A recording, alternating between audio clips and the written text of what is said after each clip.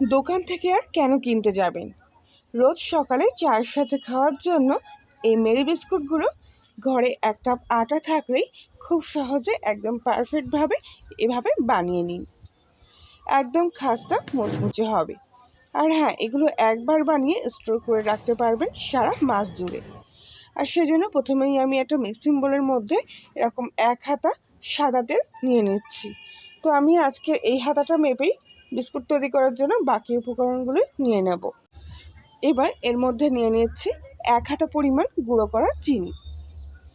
চিনির গুঁড়োর সাথে এবার তেলটা খুব ভালো করে এখানে মিশিয়ে নিচ্ছি।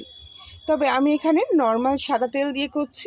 তবে আপনারা চাইলে এখানে তেলের পরিবর্তে ঘি, বাটার কিংবা ডালডা দিয়েও কিন্তু ঠিক একইভাবে তৈরি করে নিতে পারেন।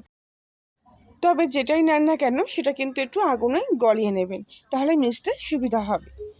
তো চিনির গুঁড়োর সাথে তেলটা কিন্তু খুব ভালো করে এখানে মিশিয়ে নিয়েছি। তো এবার আমি এখানে নিয়ে নিয়েছি কিছুটা দুধ। তবে এখানে লিকুইড দুধ কিন্তু একদমই নেইনি। 2 চামচ জলে সামান্য একটু গুঁড়ো দুধ খুব ভালো করে গুলে নিয়েছি। একটু ঘন করে নিলে টেস্টটা বেশি আসবে। তো এবার এই দুধের সাথেও বাকি উপকরণগুলো খুব ভালো করে মিশিয়ে একটু ফেটিয়ে নেব। তো এইভাবে যদি ভালো করে একটু সময় ধরে ফেটিয়ে নেন তাহলে দেখবেন এই ব্যাটারটা কিন্তু আগের থেকে অনেকটা ঘন হয়ে আসবে, মানে অনেকটা প্রায় ক্রিমের মতো হয়ে আসবে। সেই জন্যে এই ব্যাটারটা কিন্তু অবশ্যই ভালো করে ফেটিয়ে নেওয়া প্রয়োজন। এবারে এর মধ্যে দিয়ে দেবো সামান্য একটু স্বাদ মতো লবণ, আর দিয়ে দেবো 1 চামচের ঠিক 4 ভাগের 1 ভাগ পরিমাণ মতো বেকিং সোডা, আর সামান্য একদম অল্প 1 চুটকি মতো বেকিং পাউডার এর মধ্যে নিয়ে নিচ্ছি। তো বেকিং পাউডারের পরিমাণটা কিন্তু একদম সামান্য দিতে হবে, জাস্ট 1 চুটকি মতো, এর চাইতে বেশি দেওয়ার কোনো প্রয়োজন নেই। এবারে খুব ভালো করে বাকি উপকরণগুলোর সাথে এগুলো আবারও একবার এইভাবে ফেটিয়ে নিচ্ছি। ক্রিমের মতো এই ব্যাটারটা যত ভালো করে সুন্দর করে এইভাবে ফেটিয়ে নেবেন ততই দেখবেন বিস্কুটগুলো কিন্তু একদম মাখনের মতো মুখে দিলেই গলে যাবে। তো মোটামুটি প্রায় 5 থেকে 7 মিনিট মতো এই ব্যাটারটা এইভাবে ফেটিয়ে নেওয়ার ফলে এর ঘনত্বটা কিন্তু এরকম গাঢ় হয়েছে। তো যাই হোক, এবার আমি এখানে নিয়ে নিচ্ছি আটা। এই হাতা মেপে 2 হাতা মতো আটা আমি এর মধ্যে নিয়ে নেব। তবে আটাটা সরাসরি এর মধ্যে দেব না, এইভাবে চালনির মধ্যে দিয়ে চেলে নিয়ে তারপরে দেব। এর ফলে বিস্কুটের মধ্যে জালিদার ভাবটা খুব ভালো আসে। সম্পূর্ণ আটাটা এইভাবে আমি চালনির মধ্যে চেলে নিচ্ছি। এবার একটা চামচ দিয়ে আটার সাথে আগে থেকে তৈরি করার ব্যাটারটা খুব ভালো করে এইভাবে মিশিয়ে নেব। তবে আমি এখানে কিন্তু কোনো প্রকার জল ব্যবহার করিনি। তবে আপনারা যদি মনে করেন যে দুধের পরিবর্তে জল দিয়ে ব্যাটারটা তৈরি করবেন তাহলে কিন্তু সামান্য জল এর মধ্যে দিতে পারেন। তবে দুধটা দিলে পরে বিস্কুটগুলো কিন্তু খেতে ভীষণ টেস্টি হয়। তো এবার আটার সাথে ব্যাটারটা খুব ভালো করে এইভাবে চামচ দিয়ে মিশিয়ে নিচ্ছি। প্রথম অবস্থায় হাত লাগানোর দরকার নেই, ভালো করে আটাটা এইভাবে ব্যাটারের সাথে মিশে গেলে এরকম একটু হাত দিয়ে তারপরে চেক করে দেখে নিতে হবে যে আটাটা এরকম এক জায়গায় হয়েছে কিনা। তো এই অবস্থায় এরকম ঝুরো ঝুরো পর্যায়ে আটাটা চলে আসলে এবার হাত দিয়ে এই আটাটাকে এরকম এক জায়গায় করে নিয়ে আসতে হবে।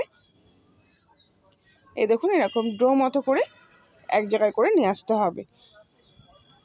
আটার খামিটা এইভাবে হাত দিয়ে মাখতে মাখতে দেখবেন এরকম এক জায়গায় হয়ে আসছে। তবে এই খামিটা কিন্তু এরকম একটু শক্ত হবে, দেখতেই পাচ্ছেন একটু হালকা আঙুল দিয়ে চাপতে এই ধারটা কিন্তু এভাবে ফেটে গেছে। তো এটা রেস্টে রাখার কোনো প্রয়োজন নেই, সরাসরি একটা চাকির মধ্যে এই ডোটাকে নিয়ে নিলাম। এবার হাত দিয়ে খুব ভালো করে এরকম একটু চ্যাপটা মতো করে দেবো। তো সাইডগুলো এইভাবে ফেটে যাওয়ার কারণে হাত দিয়ে এইভাবে চেপে চেপে সাইডগুলোকে সমান করে নেব। তারপর এরকম একটা বেলুন দিয়ে খুব ভালো করে রুটির মতো করে এই ডোটাকে বেলে নেব। যেহেতু একদম খাস্তা করে মাখা, তাই বেলতে কিন্তু একদম অসুবিধা হবে না। হালকা হাতে একটু চাপ দিলেই দেখবেন খুব সুন্দরভাবে বেলা হয়ে যাচ্ছে আর ওপর থেকে এরকম সমান হয়ে গেছে। তবে ঠিক এরকম করে পাতলা করে কিন্তু বেলে নিয়েছি। এবার এখানে একটা গ্লাস নিয়েছি, গ্লাসের কানায় একটু ঘি কিংবা তেল খুব ভালো করে এইভাবে লাগিয়ে নিতে হবে। তারপর গ্লাসটার মাপে এই রুটি থেকে এরকম ছোটো ছোটো করে লেচি কেটে নিতে হবে। যেহেতু ম্যারি বিস্কুটগুলো একটু বড় হয় সেই জন্য আমি এখানে একটা গ্লাস দিয়ে কেটে নিচ্ছি। তবে আপনারা চাইলে এর থেকে ছোটো সাইজের বিস্কুট এখানে তৈরি করতে পারেন। সব কটা বিস্কুট এখানে কেটে নেওয়া হয়ে গেলে এক্সট্রা আটার অংশটা আমি এখান থেকে তুলে নিচ্ছি। এবার একটা কাঠি দিয়ে এরকম করে করে এর ভিতরে প্রথমে ছিদ্র করে নিচ্ছি, মানে স্টিকের যে সাইডটা সরু সেই সাইডটা দিয়ে প্রথমে এরকম ছিদ্র করে নেব। তো এই ছিদ্রগুলো কিন্তু একদম ফাইনালি করছি না, এটা রাফ ছিদ্র করছি, মানে যদি কোথাও কোনো ভুলবশত ছিদ্র করে থাকি তো সেটা এটাই অসুবিধা হবে না, এই জন্যে এরকম রাফ করে প্রথমে ছিদ্রটা করে নিচ্ছি এরকম সরু কাঠি দিয়ে। তো এইভাবে ছিদ্রগুলো মোটামুটি করা হয়ে গেলে এইবারে কাঠির ঠিক উল্টো পিঠ দিয়ে এবার বড় বড় করে ছিদ্র করে নেব, কেননা এগুলো তৈরি হওয়ার পর কিন্তু ছিদ্রগুলো এত বড় থাকবে না, ছোট হয়ে যাবে। তবে আপনারা চাইলে একেবারে সরাসরি এরকম বড় করে ছিদ্র এর মধ্যে করে নিতে পারেন। তো এবার ছোট্ট একটা কাজ বাকি রয়ে গেছে, একটা প্লেটের মধ্যে সামান্য একটু অয়েল খুব ভালোভাবে ব্রাশ করে নিচ্ছি, আর তার উপরে কিছুটা শুকনো ময়দার গুঁড়ো এইভাবে ছড়িয়ে নিচ্ছি। এই প্লেটটা রেডি করা থাকলে কাজটা অনেকটা এগিয়ে থাকে। এবারে চাকির থেকে এরকম ছুরি দিয়ে হালকা হাতে একটা বিস্কুটের লেচি আমি থালার উল্টো পিঠে এইভাবে নিয়ে নিচ্ছি, কারণ এর গায়ে একটু নকশা করলে দেখতে ভালো লাগবে, সেই জন্য আমি একটা একটা করে বিস্কুট এইভাবে নেব আর নকশাগুলো তৈরি করে নেব। তো বিস্কুটের সাইড থেকে ঠিক চাকুর উল্টো দিক থেকে এরকম করে দুটো করে দাগ একটু ফাঁকা রেখে রেখে এইভাবে দিয়ে দিচ্ছি। তারপর একটা বাটির ধার দিয়ে ঠিক এইভাবে একটু গোল মতো করে দাগ দিয়ে নিচ্ছি। এতে বিস্কুটগুলো দেখতে অনেকটা সুন্দর লাগবে, তবে আপনারা চাইলে আপনাদের পছন্দ মতো অন্য কোনো ডিজাইনের গায়ে তৈরি করে নিতে পারেন। এবার আবারও গ্লাসটা এর ওপর থেকে এভাবে বসিয়ে নিয়ে বাকি সাইডগুলো একটু কেটে দেবো, দিয়ে ওপর থেকে একটা শুকনো তুলি দিয়ে এইভাবে গুঁড়োগুলো একটু ছড়িয়ে নিয়ে তারপরে এই বিস্কুটটা এখান থেকে তুলে নিচ্ছি। নিয়ে আগে থেকে যে প্লেটে আমি আটা ব্রাশ করে রেখেছিলাম সেই প্লেটের মধ্যে বিস্কুটগুলো এক এক করে বসিয়ে দিচ্ছি। আশা করছি আজকের এই মেরি বিস্কুটের রেসিপিটি আপনাদের কাছে ভালো লেগে থাকবে। ভালো লাগলে প্লিজ লাইক শেয়ার কমেন্ট করে জানাবেন। আর আপনি যদি কলিনের রান্নাঘর নতুন সদস্য হয়ে থাকেন তাহলে প্লিজ চ্যানেলটি সাবস্ক্রাইব করে পাশে থাকবেন এবং পাশের বেল আইকনটি প্রেস করবেন নতুন কোনো ভিডিওর আপডেট পাওয়ার জন্য। তো বাকি বিস্কুটগুলো ঠিক একইভাবে এখানে তৈরি করে নিয়ে এই প্লেটের মধ্যে এইভাবে সাজিয়ে নিচ্ছি। তো সবকটা বিস্কুট এবার এখানে তৈরি করে নিয়েছি। এবার একটা কড়াই গ্যাসের চুলায় বসিয়ে দিয়েছি। প্রথম অবস্থায় কড়াইটা ঢাকা দিয়ে এইভাবে ভালো করে গরম করে নিচ্ছি।